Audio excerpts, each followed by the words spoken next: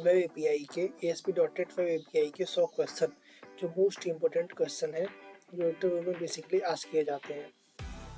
ठीक है, तो सबसे पहले स्टार्ट करते हैं web API basics and best principle से। What is ASP.NET web API? API होता क्या है, इसका काम क्या है, पहले ये देखते हैं। It is a framework for building HTTP services that can be consumed by broad range of client including browser, mobiles and desktop applications. ये basically वेब पे होता क्या? It is a framework developed by Microsoft for building HTTP services that can be consumed by different broad ranges clients like browser, mobiles, desktop applications. इसके अंदर web API बहुत तरीक़ों से form हो सकती है। Rest API, soap APIs, WCF, बहुत सारी वेब एपीआईज क्रिएट हो सकती है। तो बेसिकली हम क्रिएट करते हैं rest APIs, means representational state transfer APIs. ये अपना एक रेस्ट प्रिंसिपल होता है, उसको फॉलो करके एक वेब एपीआई क्रिएट करती है जो पर्टिकुलरली यूज़ होता है। जैसे हम अगर कोई डिफाइन करना चाहे रेस्ट एपीआई होता क्या है, तो an architectural style for designing network applications it relies on stateless client server cacheable communication protocol always HTTP। जो इसकी प्रिंसिपल्स है वो stateless client server cacheable communication content negotiations, ये हमारी जो रेस्ट प्रिंसिपल्स होती हैं रेस्ट एपीआईज के। अब now what is the difference between web API and WCF, window communication foundation? ये हमारा बहुत ही ओल्ड वर्जन है वेब एपीआई का। Like it is a heavy soap based, जो इसमें वेब एपीआई क्रिएट होती हैं वो सोप बेस्ड होती हैं। ठीक है, सोप बेस्ड फ्रेमवर्क पे मीट होती हैं, और जो हमारी वेब एपीआई वो रेस्ट वेब एपीआई पे बेस्ड होती है। और जो WCF है उसके अंदर HTTP, TCF, MSN, MQ वाले प्रोटोकॉल्स भी यूज़ होते हैं, लेकिन वेब एपीआई के अंदर सिर्फ HTTP बेस्ड प्रोटोकॉल ही यूज़ होता है जो प्राइमरीली JSON और XML डाटा रिटर्न करने में और गेट करने में हेल्प करता है। ठीक है, what is the difference between web API and ASP.NET MVC? ये तो जब हमने MVC का 100 क्वेश्चन किए थे उसमें भी पढ़ा था, इसमें भी पढ़ लेते हैं। MVC बेसिकली व्यू रिटर्न करता है, ठीक है, और लेकिन वेब एपीआई हमारा रो डाटा रिटर्न करता है जो JSON और XML के फॉर्म में होता है। ठीक है, both are unified under the same framework. Now fifth question, is ASP.NET web API completely RESTful? नहीं, आपकी जो वेब एपीआई है वो कम्प्लीटली रेस्टफुल नहीं है। हम रेस्टफुल प्रॉपर्टी आर्किटेक्चर यूज़ करते हैं वेब एपीआई क्रिएट करने के लिए। रेस्टफुल ही वेब एपीआई नहीं है, वो एक पार्ट है वेब एपीआई का, हम ये कह सकते हैं, जो रेस्टफुल प्रिंसिपल्स को फॉलो करता है। आपका वो फोर्स नहीं करता है उसको रेस्ट प्रिंसिपल्स को यूज़ करने के लिए। आप चाहे तो अलग अलग नॉर्मल वेब एपीआई क्रिएट कर सकते हैं, जैसे RCP स्टाइल होता है एक वेब एपीआई क्रिएट करने का, बहुत सारे होते हैं। Can web API run without ISS? Yes, web API को कोई एक्सटर्नल होस्टिंग के लिए IIS की ज़रूरत नहीं पड़ती है। इसके पास सेल्फ होस्टिंग फंक्शनैलिटी होती है जो पहले से ही बिल्ट इन होती है। तो हम you can host it in console application, directly हम टर्मिनल लोड करेंगे, वहाँ से जो हमारा HTTP होगा वो हमारा लोड हो जाएगा विंडो सर्विसेज पे using kestrel.asp.NET code. What are HTTP verbs बोलो या मेथड्स बोलो, ये बेसिकली हमारा एपीआई क्रिएट करने के लिए यूज़ होता है। इसमें गेट, पोस्ट, पुट और पैच, डिलीट, ये 5 चीज़ें आती हैं। ये बेसिकली बहुत ज़्यादा यूज़फुल है, जो हमारे वेब पेज क्रिएट करने में बहुत ज़्यादा हेल्प करती हैं। गेट का मतलब होता है डाटा को गेट करना, रीड करना। पोस्ट का मतलब है डाटा को क्रिएट करना, पोस्ट करना। पुट का मतलब होता है डाटा को अपडेट मारना। पैच का मतलब होता है डाटा को पार्शियली अपडेट करना, और डिलीट का मतलब होता है डाटा को रिमूव कर देना। अब अगला क्वेश्चन है, what is difference between put and post? देखो, put and post basically use होता है न्यू रिसोर्स को क्रिएट करने के लिए, और पुट होता है न्यू रिसोर्स को अपडेट करने के लिए। You understand? पोस्ट होता है न्यू रिसोर्स को क्रिएट करने के लिए, और पुट होता है न्यू रिसोर्स को अपडेट करने के लिए जो एग्जिस्ट है हमारा पहले से। और पुट और पैच में क्या होता है? पुट हमारा वो रियलाइज होता है कि वो कंप्लीट रिसोर्स को चेंज करेगा। रिसोर्स में जितने भी फील्ड्स होंगे उन सबको क्या कहते हैं, पुट चेंज कर सकता है, अपडेट कर सकता है। लेकिन जो पैच है वो एक partially update, you only change the fields. Okay, what does it means if an HTTP method is safe? अगर कोई HTTP मेथड सेफ से इम्प्लीमेंट है तो उसका मतलब क्या होता है, मीन्स उसको आप मॉडिफाई नहीं कर सकते। आप सिर्फ गेट, अहेड और ऑप्शन, तीन मेथड होते हैं जो सेफ मेथड कहला जाते हैं, गेट, अहेड एंड ऑप्शन। क्योंकि अपडेट से अपडेट हो जाएगा, पोस्ट से पोस्ट हो जाएगा, पैच से पैच हो जाएगा, पुट से पुट हो जाएगा। लेकिन गेट सिर्फ शो होने के लिए यूज होता है, हेड सिर्फ हेड पाने के लिए, ऑप्शन शो करने के लिए होता है। What does it means if an HTTP method is idempotent?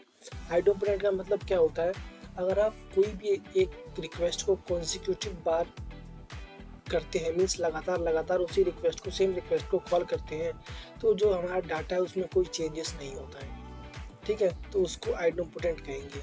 जो हमारा पोस्ट मेथड है वो आइडोम्पोटेंट नहीं है, जितने बार आप पोस्ट करेंगे उतने बार न्यू रिसोर्स क्रिएट होगा, ठीक है। लेकिन गेट, जितने अगर एक डाटा को आप बार बार गेट कर रहे हो तो उससे कुछ चेंजेस तो हो नहीं रहा है, डाटा चेंज तो हो नहीं रहा है, बस डाटा गेट हो रहा है, तो वो गेट हमारा get, put, delete, head, patch हमारा आइडोम्पोटेंट है, ठीक है।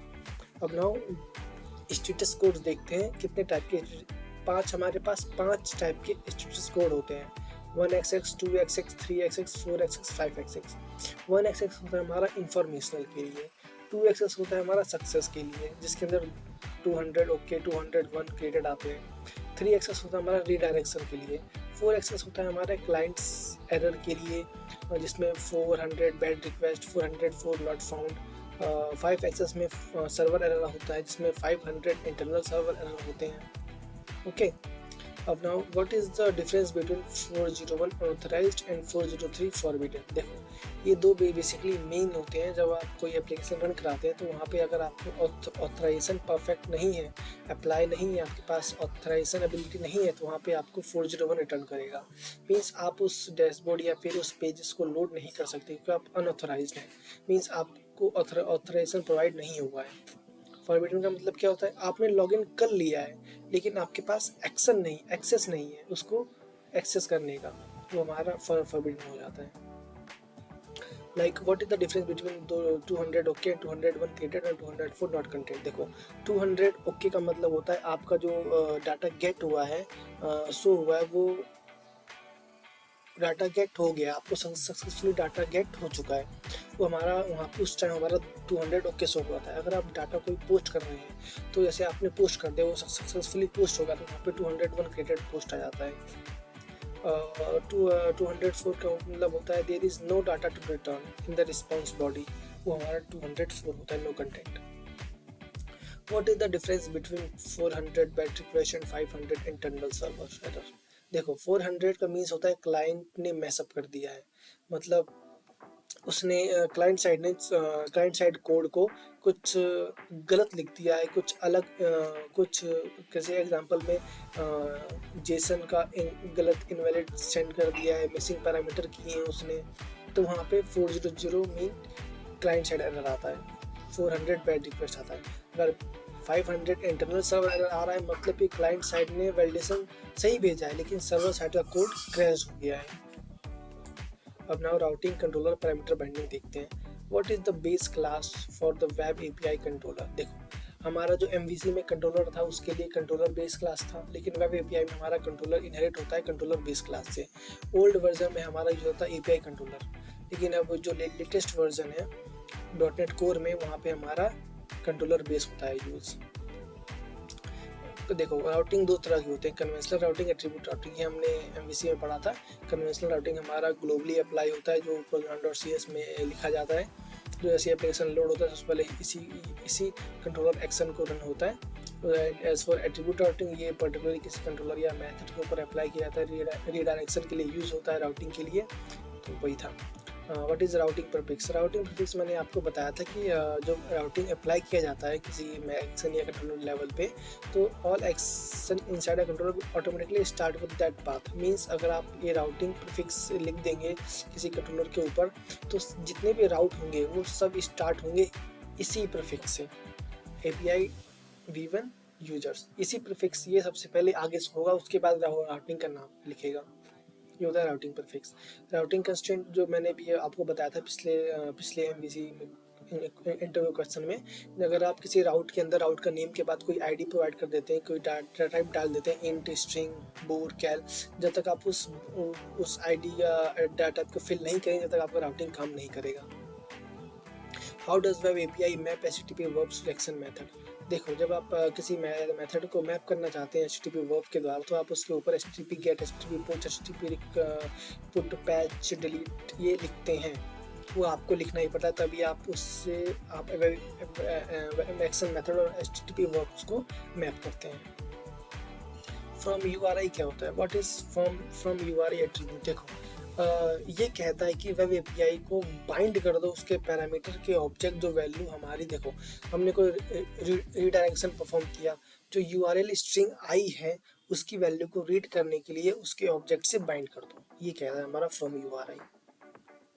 फ्रॉम बॉडी, आपने कोई सा भी जैसे आपने कोई रिक्वेस्ट सेंड किया, आपने कोई फॉर्म फिल किया, पोस्ट किया, तो जैसे ही वहाँ से आप पोस्ट करेंगे तो वहाँ का जो डाटा आएगा वो कंट्रोलर किसी मेथड से पैरामीटर में बाइंड होगा, और जैसे ही बाइंड होगा वो जाकर डाटाबेस में सेव हो जाएगा। वो हमारा फ्रॉम बॉडी एट्रीब्यूट करता है। वहाँ पे आप मॉडल बाइंडिंग क्रिएट होती है, वहाँ पे डायरेक्टली मॉडल से वो पैरामीटर बाइंड हो जाता है, जिससे एचटीटीपी रिक्वेस्ट डाटा डायरेक्टली आता है मॉडल बाइंडिंग में, पैरामीटर में, मेथड के डायरेक्टली डाटाबेस में सेव हो जाता है।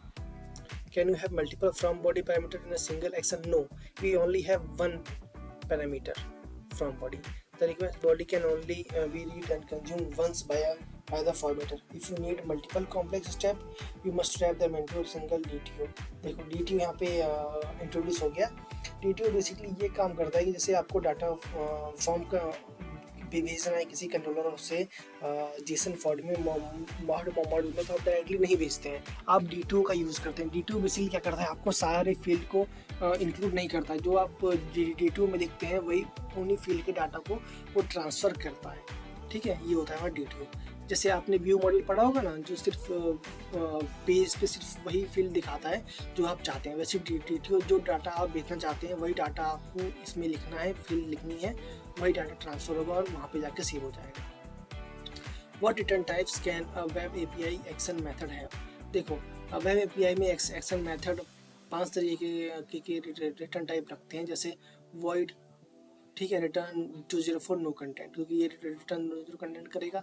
प्रिमिटिव और complex objects, HTTP response messages, IHTTP action result anti core. Okay, what is HTTP response message? देखो, हम ये एक पढ़ते हैं। HTTP रिस्पॉन्स मैसेज क्या होता है? A class that gives you complete control over HTTP responses.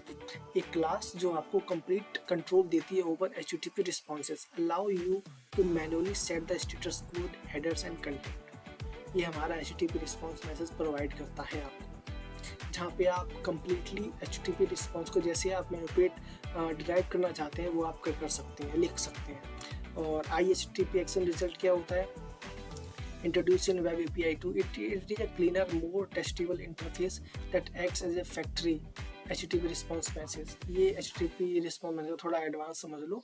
यहाँ पे आप okay, not found, bad request, ये 3 चीज़ें यूज कर सकते हैं। जैसे HTTP रिस्पॉन्स में आप मैनुअली लिखते थे कोई मैसेज आपको शो कराना है, लेकिन यहाँ पे आप ओके लिख सकते हैं, नॉट फाउंड और बैड रिक्वेस्ट लिख सकते हैं। एक्शन रिजल्ट इन सबको इंक्लूड करता है, ये आप समझ सकते हैं। Like return type that allow you to return either specific type और आई एक्शन रिजल्ट। देखो, स्पेसिफिक टाइप का मतलब आप जो डिफाइन करेंगे यूजर ऑब्जेक्ट, जो भी आप डिफाइन करना चाहते हैं वो, और आई एक्शन रिजल्ट जो आपने अभी पढ़ा था ऊपर, not, okay found, bad request, ये सब। और जो ये बेसिकली हेल्प करता है स्वैगर डॉक्यूमेंटेशन में। API हमारा व्यू तो रिटर्न कराता नहीं है, तो हम स्वैगर यूज़ करते हैं, स्केलर यूज़ करते हैं, ओपन API यूज़ करते हैं डॉक्यूमेंटेशन के फॉर्म में हमारे API डाटा को शो कराने के लिए। How do you return 404 response if an item isn't found? देखो, अगर कोई आइटम हमारा डाटाबेस में नहीं है, फाउंड नहीं हुआ, तो हम नॉट फाउंड का यूज़ करते हैं। अगर हमारा डाटा, हम यहाँ पे बेसिकली कंडीशंस लगाते हैं मेथड के अंदर, अगर डाटा फाइंड नहीं हुआ है, एग्जिस्ट नहीं कर रहा है, तो वहाँ पे नॉट फाउंड रिटर्न करा दो, ये होता है। What does the API controller attribute do? देखो, API कंट्रोलर बेसिकली काम देना था। जो देखो, API कंट्रोलर हमारा, जब हम API कंट्रोल क्रिएट करते हैं कंट्रोलर, तो टॉप पे लिखा हुआ आता है ये कंट्रोलर के ऊपर, तो ये काम करता है। ये API स्पेसिफिक बिहेवियर्स को अनेबल्स करता है, अलाउ करता है। लाइक इसके अंदर क्या क्या आते हैं, मॉडल वैलिडेशंस आते हैं, एट्रीब्यूट राउटिंग्स आती हैं, अलग अलग रिक्वेस्ट मेथड्स को कॉल करने वाले मेथड्स होते हैं, जैसे 400 बैड रिक्वेस्ट, ओके, ये सब, इन सब इस पे API स्पेसिफिक बिहेवियर्स को अनेबल्स करता है बेसिकली। अब देखिए कंटेंट नेगोशिएशन एंड फॉर्मेट। देखो कंटेंट नेगोशिएशन एक रेस्ट प्रिंसिपल है जो बेसिकली रेस्ट API क्रिएट करने में यूज होता है। कंटेंट नेगोशिएशन ये होता है, मैंने आपको ये MVC में बताया था कि अगर यूजर चाहता है कि उसको वो डाटा जेसन फॉर्मेट में गेट करे, टेक्स्ट फॉर्मेट में गेट करे, XML फॉर्मेट में गेट करे, तो वो सिर्फ कह देगा, मीन्स क्लिक देगा कि मुझे इस फॉर्मेट डाटा चाहिए, तो आपका जो डाटा रिस्पॉन्स आएगा वो उसी फॉर्मेट में आएगा। यहाँ लिखा है a process where the API looks at the HTTP request accept header to determine what format the client wants and format the response accordingly।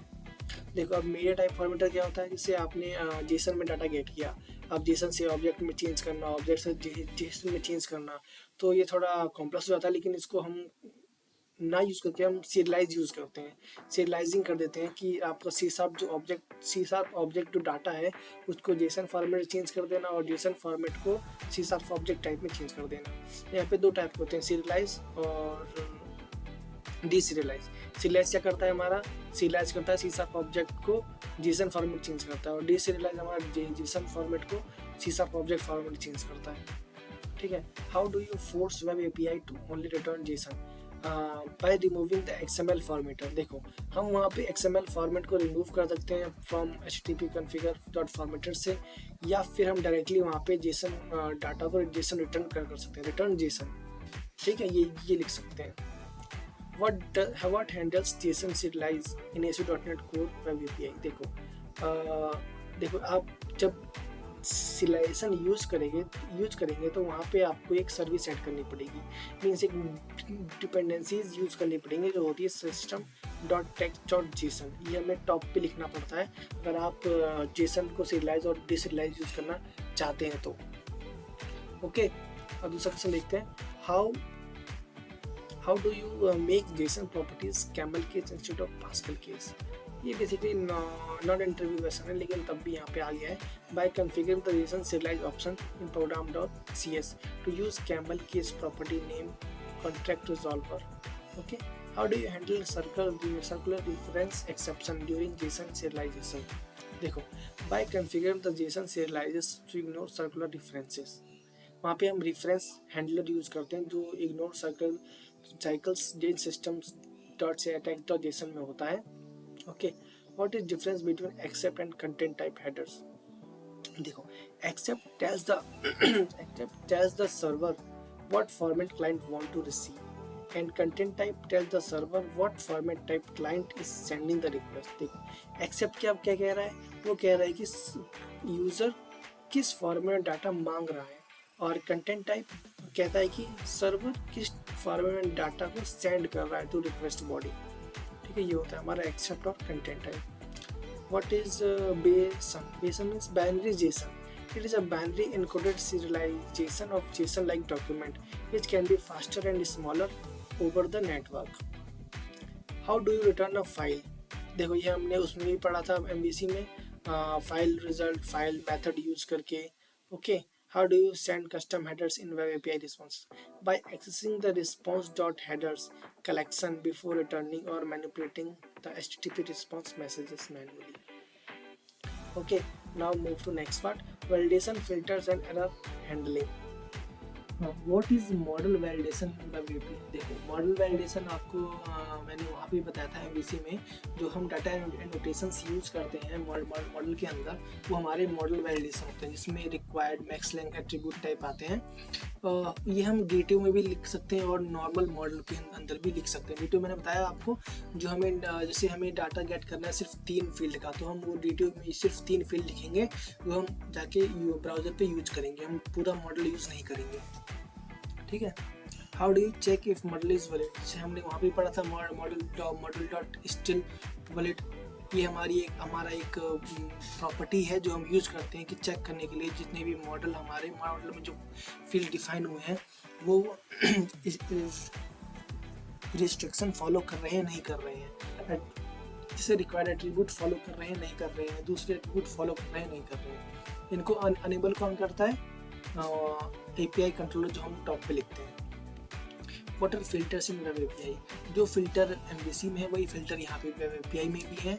वो जो क्या करते हैं, फिल्टर एट्रीब्यूट होते हैं जो यूज होते हैं inject cross cutting concern into request processing pipeline. Means किसी लॉजिक के रन होने से पहले या रन होने के बाद कोई इवेंट को कॉल कराना, कोई लॉजिक रन कराना, वो हमारा फिल्टर होता है। ये 4 टाइप के होते हैं: authorization filter, action filter, exception filter, result filter. Authorization filter क्या होता है? Run before anything else, check security. Action filter run before और after the action method execute. Exception filter run only if an unhandled exception occurs. देखो, कोई अनहैंडल्ड exception अगर होगा तो action filter automatically चल जाएगा। अगर कोई एक्शन मेथड एग्जीक्यूट हुआ है उससे पहले या उसके बाद में कोई रन करना चाहते हैं आप, तो एक्शन फिल्टर यूज़ करें। सिक्योरिटी चेक करने के पहले या उसके बाद कोई ऑथराइजेशन फिल्टर रन करना तो वो चला सकते हैं। और रिजल्ट फिल्टर रन बिफोर और after the action result execute. What is the order of filter? Order of filter execution: authorization, action, executing, action method, action executed, exception. How do you apply filter globally? देखो, अगर filter globally apply करना है तो आप ये कर सकते हैं by writing add controller on the program.cs file. वहाँ पे आप डायरेक्टली कोई एक फिल्टर ऐड कर सकते हैं। लाइक जैसे आपने कोई क्लास क्रिएट कर दी फिल्टर नाम की, अब उस फिल्टर क्लास के अंदर आप एक ओवरराइड करें फिल्टर मेथड को बाय इनहेरिटिंग फिल्टर, फिर उसको आप ऐड करें कहाँ पर? program.cs फाइल में। ये तो हमारे हमारा ओल्ड वर्जन के लिए था।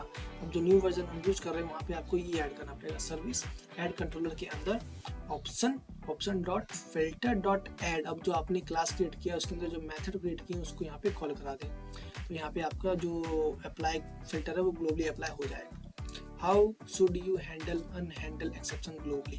देखो, अनहैंडल एक्सेप्शन को ग्लोबली एक्सेस करने के लिए, ग्लोबली अप्लाई करने के लिए हम यूज एक्सेप्शन हैंडलर का यूज करते हैं program.cs। ये एक मिडलवेयर है जो हम डायरेक्टली program.cs फाइल में लिख देते हैं। तो कोई भी अनहैंडल एक्सेप्शन अगर होगा जो हमें नहीं पता है वो डायरेक्टली कैच होगा और हमें एरर शो हो जाएगा। What is the difference between exception logger and exception handler in web API? देखो, exception logger is used strictly to log the error to file database. Means exception logger basically वो strict means वो particularly use होता है log के लिए। जब भी कोई फाइल के अंदर, कोई डाटाबेस के अंदर एरर आता है उस एरर को लॉक करने के लिए, उसके जो कहाँ एरर आया है, कहाँ एरर नहीं आया है, उसका एक लॉक क्रिएट करता है हमारा एक्सेप्शन लॉगर, जो हम वहाँ पे बाद में जाके देख सकते हैं। और एक्सेप्शन हैंडलर जो करंट हमारा कोड है जो interrupt the error, customize the HTTP responses send back to the client. जो हम डाटा फैच कर रहे हैं, रिस्पॉन्स जनरेट करा रहे हैं, उसके अंदर कोई एरर एग्जीक्यूट होता है तो वो हमारा एक्सेप्शन हैंडलर कैच करता है। और डाटाबेस के अंदर, फाइल के अंदर कोई एरर एग्जीक्यूट होता है, शो होता है, तो वो हमारे लॉग में एक्सेप्शन लॉगर में जाके स्टोर होता है। What is an action filter useful for? देखो, एक्शन फिल्टर हमारा यूजफुल होता है लॉगिंग एग्जीक्यूटिंग टाइम के लिए, मैनिपुलेटिंग इनपुट आर्गुमेंट के लिए, before any action runs, manipulate the response data after the action runs. देखो क्या लिखा है यहाँ पे, logging execution time, manipulating input arguments before any action runs, okay, और manipulating the response data after the action runs. What is fluent validation? Fluent validation क्या होता है? अब पॉपुलर ओपन सोर्स ये एक पैकेज है, मैं आपको बेसिकली बताऊं तो फ्लुएंट वैलिडेशन एक पैकेज है जो हम न्यूगेट से इंस्टॉल करते हैं, जो क्या करता है, डाटा एनोटेशन को रिप्लेस कर देता है। ठीक है, allow you to write a complex validation rules using fluent syntax separated from the your model. Like हम डाटा एनोटेशन क्या करते हैं, हम मॉडल के ऊपर एट्रीब्यूट लगा के डाटा एनोटेशन मॉडल वैलिडेशन लगाते हैं, लेकिन ये क्या करता है, फ्लुएंट वैलिडेशन आपको प्रॉपर्टी प्रोवाइड करता है कि आप मॉडल वैलिडेशन एक अलग फाइल में लिख सकते हैं बिना मॉडल में डायरेक्टली लिखे। Okay, now middleware handler architecture क्या होती है, देखो what are the message handler क्या होता है in web API. Message handler means delegating handler, आप ये क्या कह सकते हैं, ठीक है। तो they are the lowest level of web API pipeline, they process incoming HTTP request from routing happens and outgoing responses before they hit the network. देखो मैसेज हैंडलर क्या होता है बेसिकली, जब भी आप कोई ये लोवेस्ट लेवल का एक पाइपलाइन है जो हमारे प्रोग्राम को सी एस फाइल में प्रोसेस होता है, जो क्या करता है राउटिंग को क्रिएट करता है। वैसे आपने कोई मैसेज भेजा तो वो जाके राउटिंग चेक हुआ कहाँ पे, मिडलवेयर में प्रोग्राम को सी एस फाइल में। जैसे ही रिस्पॉन्स गेट हुआ वो दोबारा नेटवर्क को बिना हिट किए उस रिस्पॉन्स को गेट करके सेशन को चेंज कर देता है। अब यहाँ देखिए, यहाँ पे भी वही है, व्हाट इज मिडलवेयर। मिडलवेयर जो बताया था हमने आपको एमवीसी में, it is a software component that assemble into a pipeline to handle the request responses. It commonly replaces message handler and HTTP modules from the older dot net framework. देखो जो हमारे message handler और HTTP modules थे वो हमारे dot net framework के part थे। अब जो न्यू वर्जन आ गए हैं हमारे, वो मिडलवेयर डायरेक्टली यूज हो रहे हैं, जो हमें लिखने की कोई जरूरत नहीं पड़ रही है। कुछ और ऑटोमेटिकली आ जा रहे हैं, कुछ हमें बस क्या कहते हैं सर्विस डॉट बिल्डर डॉट लिख के हमें ऐड कर देना होता है। How do you inject dependencies into your controller. जैसा हमने आपको बताया था एमवीसी के अंदर रिपोजिटरी पैटर्न यूज़ करते हैं, वहाँ पे जो लाइफ साइकिल होती है क्या कहते हैं उस डिपेंडेंसी इंजेक्शंस की, वो 3 तरह की होती हैं। हम उसको किसी भी क्लास के मेथड का, जो क्लास का जो मेथड कॉल करना होता है उसकी डिपेंडेंसीज को इंजेक्ट करना होता है किसी दूसरे क्लास में। हम वहाँ पे कंस्ट्रक्टर इंजेक्शन यूज़ कर सकते हैं, फील्ड के द्वारा इंजेक्ट कर सकते हैं, और क्या कहते हैं प्रॉपर्टीज़ के द्वारा इंजेक्ट कर सकते हैं। ये हमारे ऊपर डिपेंड करता है, जैसे हम बेसिकली कंस्ट्रक्टर इंजेक्शन का यूज़ करते हैं। तो इसकी हमें पहले सर्विस को रजिस्टर करना होता है प्रोग्राम डॉट सी एस में, जो डिपेंडेंसी इंजेक्शन यूज़ करते हैं हम लोग। जैसे वो डिपेंडेंसी इंजेक्शन के लिए हमें 3 तरीके होते हैं, ट्रांजिएंट, स्कोप और सिंगलटन। देखो ट्रांजिएंट वो एवरी टाइम रिक्वेस्ट भेजोगे तो वो एक नया इंस्टेंस क्रिएट करेगा, और स्कोप एवरी टाइम की रिक्वेस्ट भेजोगे तो एक नया इंस्टेंस क्रिएट करेगा, लेकिन वो अगर वो रिक्वेस्ट सेम हुई तो उसी ऑब्जेक्ट उसी इंस्टेंस को रिटर्न कर देगा। और सिंगलटन एक इंस्टेंस क्रिएट करता है lifetime of the application. Should you use session state in the web API? No, rest APIs हमारा स्टेटलेस होता है। हम रेस्ट एपीआईज में सेशन यूज नहीं करते क्योंकि वो स्टेटलेस होता है। Every request should contain all the information necessary to authenticate and process it like JWT token. How do you log HTTP request response globally? यहाँ पे 2 तरीके होते हैं, by writing the custom middleware component that reads http context.request and http context.response string and writes them to the logger like Serilog.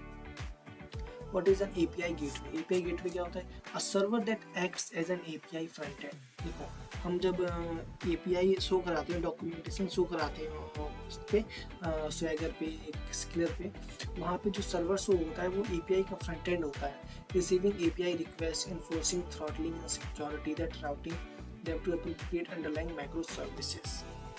What is CORS? Cross Origin Resource Sharing, a security mechanism implemented by web browser. It blocks web pages from making AJAX requests to different domain. Then one send the serve of web. मैं आपको ये इसमें बताया था MVC में, कोई एक domain है दूसरे डोमेन में डाटा एक्सेस करना चाह रहा है, सेंड करना चाह रहा है, कुछ पोस्ट करना चाह रहा है, कुछ गेट करना चाह रहा है, वो नहीं कर सकता। तो कोर्स वहाँ पे आप अपने प्रोजेक्ट में कोर्स का जरूर यूज करें ताकि कोई दूसरा डोमेन आपके डोमेन में एजेक्स रिक्वेस्ट सेंड ना कर सके, ठीक है। इसको यूज करने के लिए हम एंटी फॉल टोकन का भी नहीं कोर्स का यूज करते हैं, जो डायरेक्टली हम as a middleware in program dot CS में लिखते हैं, app.use course।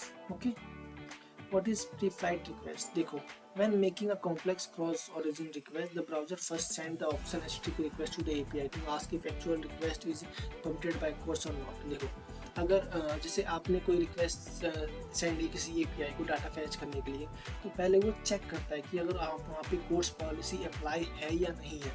अगर अप्लाई होता है तो वो आपको मैसेज देता है कि वहाँ पे कोर्स लगा है कि आप वहाँ डाटा फैच नहीं कर सकते।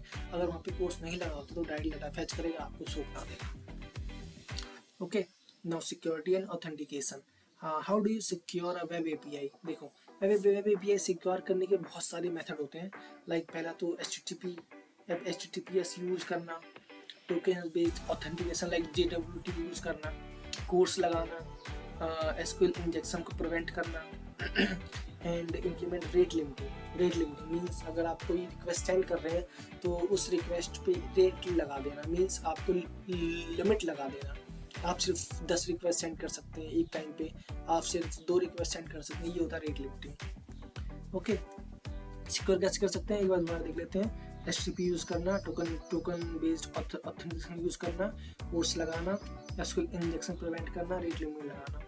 बेसिक ऑथेंटिकेशन क्या होता है? Sending a username and password encoded in base64 in HTTP headers of every single request, highly insecure unless used strictly over HTTPS। Token based authentication क्या होता है? हम जब ऑथेंटिकेशन करते हैं तो जब ऑथेंटिकेशन पासवर्ड और यूजर आईडी क्रिएट करते हैं तो उसके साथ एक टोकन क्रिएट होता है जो JWT क्रिएट करता है। तो वो हम जैसे यहाँ पे लिखा है, user logs in once with credential, the server return encrypted token. एक एनक्रिप्टेड टोकन जनरेट होता है जो client send token authentication bearer headers of subsequent request. जो हम कोड लिखते हैं वहाँ पे बेरियर में हमारा जो टोकन है ताकि हेडर में स्टोर हो जाता है, वही टोकन बार बार चेक होता है जब आप लॉगिन करते हैं। अगर वो टोकन मैच नहीं करता तो आप लॉगिन नहीं कर पाएंगे। What is JWT token? JSON web token क्या होता है? A standard format for token based authentication. ये एक टोकन बेस्ड ऑथेंटिकेशन का एक स्टैंडर्ड फॉर्मेट है। इट कंटेन तीन चीज़ें कंटेन करता है: payload, signature and one last header, payload और signature. You can think like this. Header में हमारे एल्गोरिथम होते हैं, उनके नेम होते हैं, यूजर्स के नेम होते हैं, और पेलोड में डाटा होता है, यूजर्स का जितने भी डाटा है, क्लेम्स है, वो सारे पेलोड में होते हैं। और सिग्नेचर में हमारे वेरिफिकेशन है, मीन्स टोकन स्टोर होते हैं। How does the server validate JWT? It takes the header and payload. जब आप लॉगिन दोबारा करते हैं तो वो हेडर और पेलोड को टेक करता है, उन दोनों कंबाइन करता है, science it using its own secret की। जैसे उन दोनों कंबाइन किया फिर वो सिग्नेचर पे गया। सिग्नेचर का हमारा जो सीक्रेट की है वो स्टोर है हमारा कहाँ पे? टोकन के फॉर्म में। अगर वो उससे मैच होता है तो हमारा वो लॉगिन हो जाएगा, अगर नहीं हुआ तो वहीं पे एरर देगा, आपको लॉगिन होने नहीं देगा।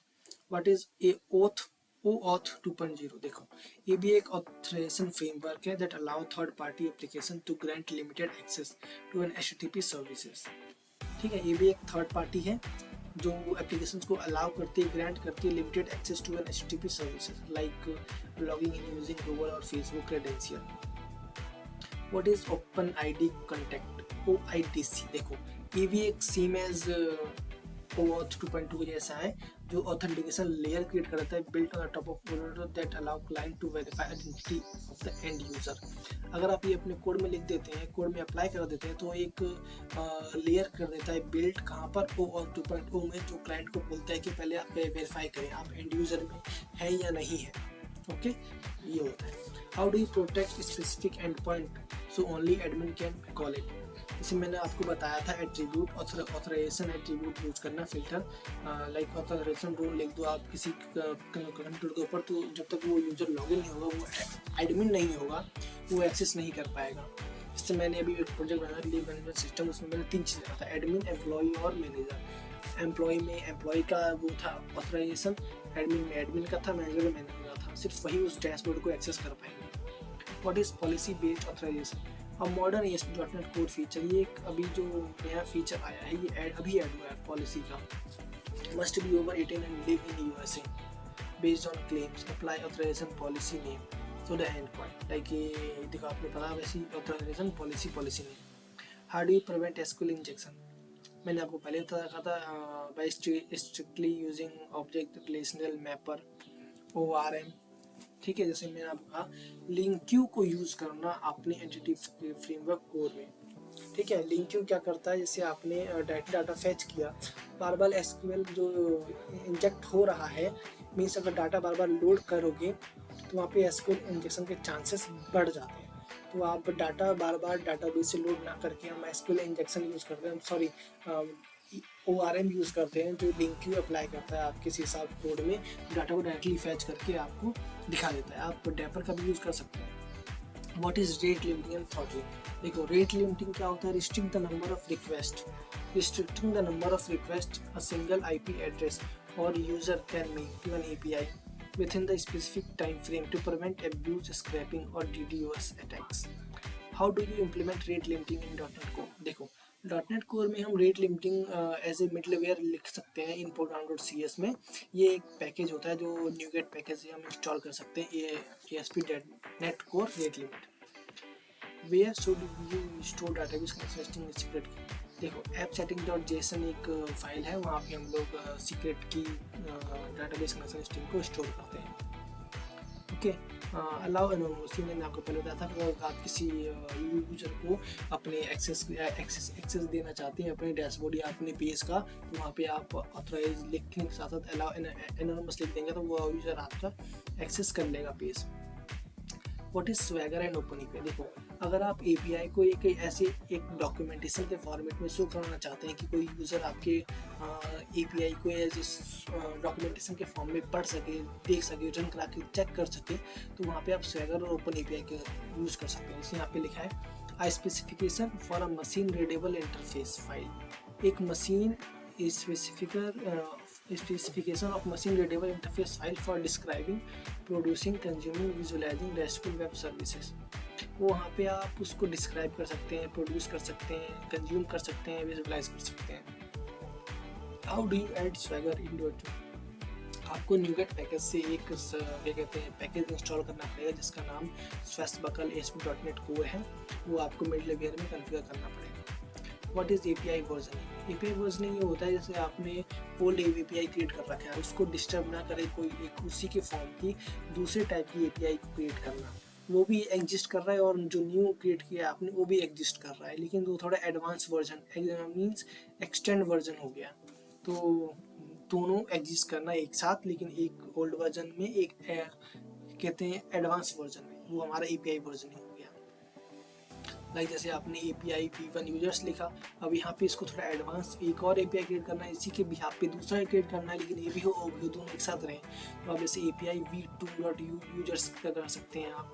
ये होता है API versioning. Okay, what is pages. Pages में मैंने आपको कहा था जैसे आप सारा डाटा एक ही पेज लोड करेंगे नहीं, तो आप क्या करते हैं dividing a large data set into smaller chunk. जैसे आपके पास 100 पेजेस है, आप एक वेब पेज में 100 एक साथ नहीं दिखाएंगे, एक पेज में 10 दिखाया, उसके नीचे आपने पेज नेशन लगा दिया कि एक बार में 10 ही डाटा दिखाएगा, फिर नेक्स्ट पे क्लिक करेंगे तो अगले 10 दिखाएगा, फिर नेक्स्ट पे क्लिक किया अगला 10 डाटा दिखाएगा। इस टाइप के हम पेज नेशन करते हैं इफिशिएंटली डाटा को शो कराने के लिए। ओके, इसको इम्प्लीमेंट कैसे करते हैं, डॉट स्किप और डॉट टेक का यूज करके। Okay, what is HATEOS, HATEOS क्या होता है। देखो ये एक हाइपर मीडिया है जो as a engine of application state काम करता है। It is an advance rest principle, एक रेस्ट प्रिंसिपल है ओके एपीआई क्रिएट करने का। यहाँ पे क्या होता है हाइपर मीडिया लिंक हम लिख सकते हैं जो client on what action it take the next, जो बताता है कि आप नेक्स्ट स्टेप में कौन सा एक्शन टेक कर सकते हैं। What is OData, open data protocol क्या होता है। A standard that defines a set of best practices for building APIs. It allows client to send complex queries string directly to the APIs. Okay, ये एक standard है that defines the set of best practices for building APIs. API building में काम आता है जो client को allow करता है कि आप कॉम्प्लेक्स क्वेरी स्ट्रिंग को डायरेक्टली API में सेंड कर सकते हैं। What is web hook, a user defined HTTP callback. देखो नॉर्मल कॉलबैक तो आपको पता है फंक्शन को फंक्शन में दोबारा कॉल कर देना, वो कॉलबैक होता है। Instead of client constantly calling your API for changes, the client provide URL and your API send HTTP post to that URL when the event happen.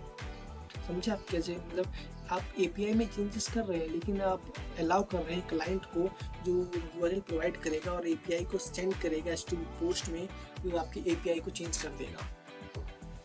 What is content MD5 and content integrity? देखो sending a hash of the payload in the headers, समझे, sending the hash of the payload into the header, जो आपके payload में जो hash code है वो आपको header में सेंड कर देना।